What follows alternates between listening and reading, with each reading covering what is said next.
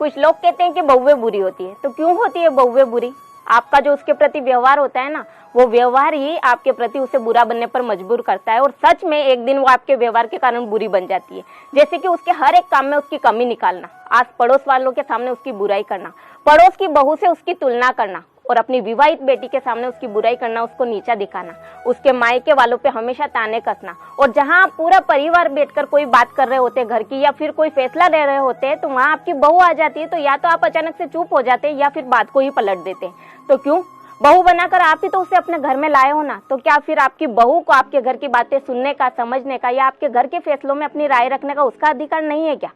तो बुरा लगे ना साहब तो मुझे दिल से माफ कर देना, लेकिन कोई भी बहू बुरा बनने का अपने मायके से सोचकर नहीं आती है, या फिर उसके माँ बाप उसे नहीं सिखाते कि बेटा तू ससुराल जाकर बुरी बन जाना। क्योंकि बड़े ही अरमानों से हर माँ बाप अपनी बेटी की शादी करते, तो वो इस दिन के लिए नहीं कि उनकी बेटी का बसा बसाया घर टूट जाए या फिर उनकी बेटी का तलाक हो जाए और वो वापस उनके घर जाकर बैठ जाए।